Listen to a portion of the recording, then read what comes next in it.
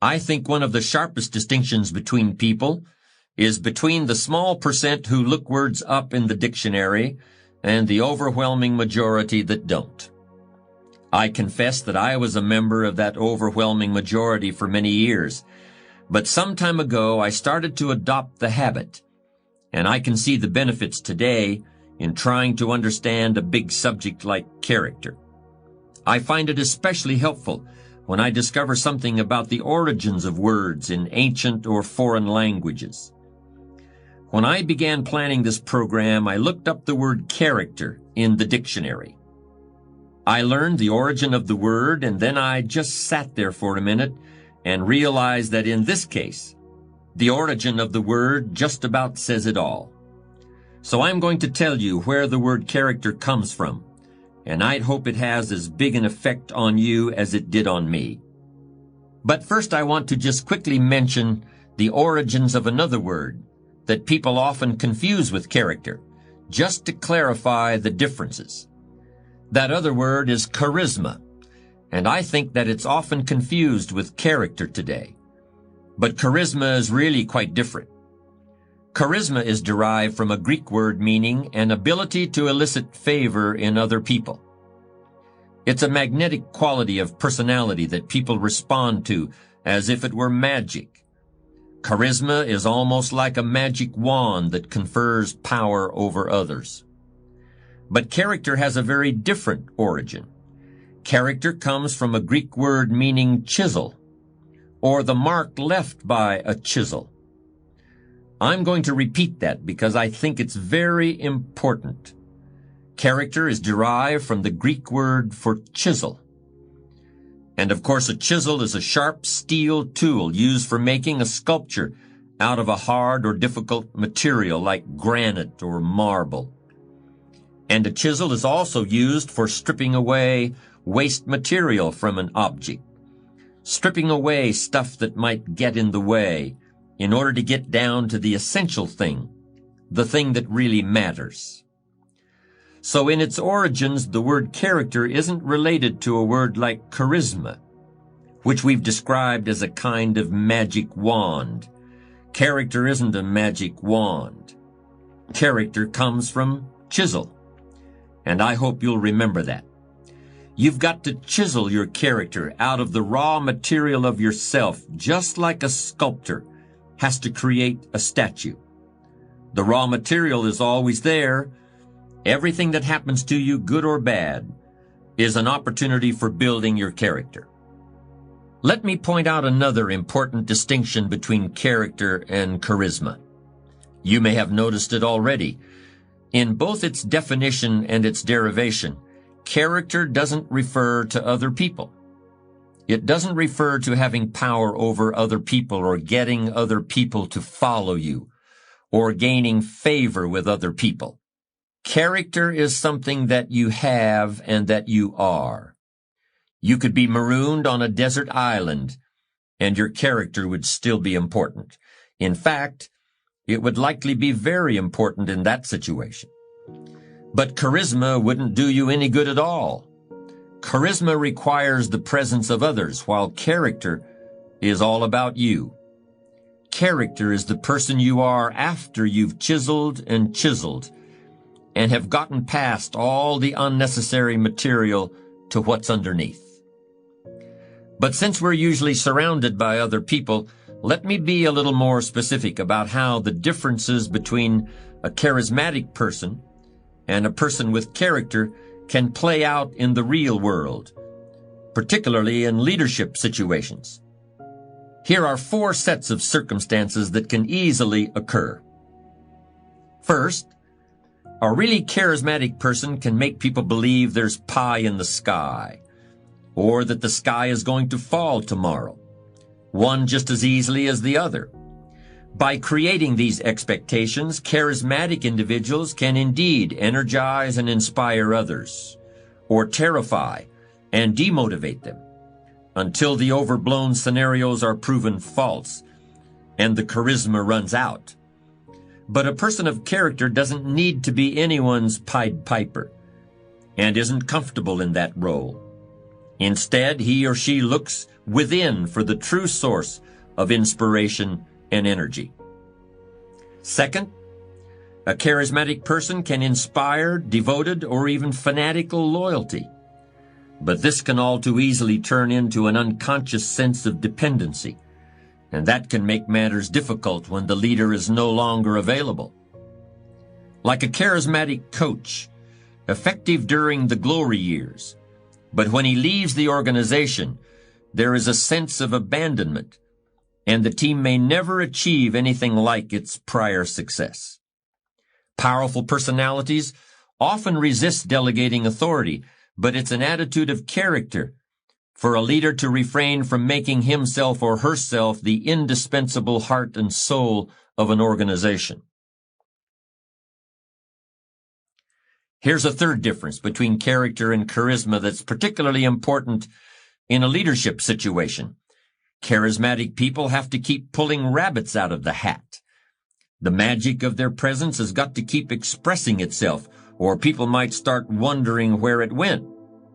Worse yet, they might start getting bored. During the Second World War, Dwight Eisenhower was picked to command the Allied forces in Europe, not because he was an exciting leader with a sense of high drama, but precisely because he wasn't.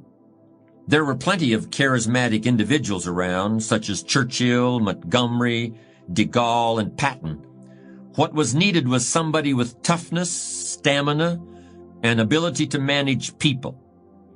Just before the Normandy invasion in 1944, Eisenhower met with a group of officers who would be going into battle. He stretched out a piece of string on a table and pulled it a few inches with his finger. "An army is like this piece of string," he said. "If you try to push it from behind, it just tangles and doubles back on itself. Soldiers have to be led from the front, not pushed from behind." Eisenhower may not have been colorful, but he could definitely get his point across in a way anyone could understand. He had character in the true sense. One of the biggest pitfalls for a charismatic leader comes straight from his or her ability to inspire love and devotion. And this is the last point I want to make. In order to bask in the warm glow of a leader's approval, people may become reluctant to voice disagreements. There are people who become isolated because subordinates are afraid of them. But the same isolation can occur as a result of misplaced affection. People of character are usually well loved by everyone around them, but they make it clear that their own first love is for the truth, even if it hurts. Character and charisma are topics that have been defined and debated for thousands of years. And I want to close this discussion with a comparison between two historical personalities. Alexander the Great was undoubtedly the most charismatic leader who ever lived. He lived only to the age of 33, but he personally led his armies into one victorious battle after another. First in Greece, then Persia, then Egypt, and finally India. It wasn't always easy, however. Alexander's willingness to put himself in danger, his gift for oratory, and his genius as a military tactician inspired fanatical loyalty from his troops.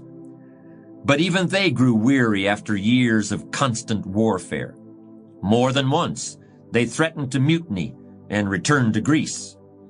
But until they reached the malaria-ridden jungles of India, Alexander was always able to rally them for one more battle. He believed that he was a god, and that his wars of conquest demonstrated his divine power to the rest of the world. When he died in the ancient city of Babylon, his body was transported across the desert to Egypt in a golden hearse drawn by scores of horses. Yet no one worships Alexander today. No one is impressed by all the cities he named after himself, or by the city he named after his horse, or by the palace he built and filled with huge pieces of furniture so that people would think he was a giant. In fact, Alexander's influence began to evaporate soon after his death. The remains of his empire were fought over by his generals, and new conquerors soon took his place. 300 years after Alexander, Jesus Christ began to preach. Instead of an army, he had 12 men. Others tried to say he was a god, but he never said so himself. He didn't own a horse. He never founded a city. And when he died, there was no golden hearse. Yet the force of his character has endured and grown, while the most charismatic leader who ever lived is of little interest to anyone except historians. Because character is what's left after charisma is gone. I'd like to elaborate a bit on a comparison I made earlier about how creating your character is like an artist creating a sculpture. The essential point is this: I don't think character is something that just happens by itself, any more than a chisel can create a work of art without the hand of an artist guiding it. In both instances, a conscious decision has been made. A conscious process of design is at work. Character is the result of hundreds and hundreds of choices you may make that gradually turn who you are at any given moment into who you want to be. If that decision-making process is not present, you'll still be somebody. You'll still be alive, but may have a personality rather than a character. And to me, that's something very different. This has always been a country in which people have felt free to change themselves and the circumstances in which they live. In this regard, I happen to come across some interesting facts about the 19th century settlers who crossed the plains in covered wagons. For the most part, these people were neither recent arrivals on our shores, nor were they facing any special economic difficulties. Instead, they were shopkeepers, farmers, and tradesmen who simply decided to make some big changes in their lives in the hope of finding something better, despite all the dangers and uncertainties. No one really knows why this great migration began, but I suspect it had something to do with our fundamental belief in individual freedom and the idea that if there's something better at the end of the rainbow, we have a responsibility to take advantage of it. That's the basis for our discussion of character in this program. Character isn't something you were born with and can't change like your fingerprints. It's something you weren't born with and that you must take responsibility for making. You may not be able to cross the Rocky Mountains in a covered wagon, but you can still create a better life for yourself by crossing the mountains of your soul, and that may be even a greater challenge. There used to be a joke about football teams that lost every game. The coach would say, "Well, we built a lot of character this year, didn't we?" As if character is something that you settle for when you haven't achieved what you really wanted. Or as if character is something that automatically develops in you as a result of adversity. I don't buy that. I don't think adversity by itself builds character, and I certainly don't think that success erodes it.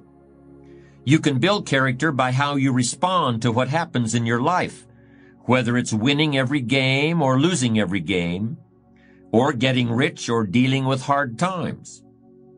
You build character out of certain qualities that you must create and diligently nurture within yourself, just like you would plant and water a seed or gather wood and build a campfire. You've got to look for those things in your heart and in your gut. You've got to chisel away in order to find them, just like chiseling away rock in order to create the sculpture that has previously existed only in your imagination. But the really amazing thing about character is that if you're sincerely committed to making yourself into the person you want to be, you'll not only create those qualities, you'll strengthen them and recreate them in abundance even as you're drawing on them every day of your life. Like the burning bush in the biblical book of Exodus, the bush that burned, but it was not consumed by the flames. Character sustains itself and nurtures itself, even as it's being put to work and tested and challenged.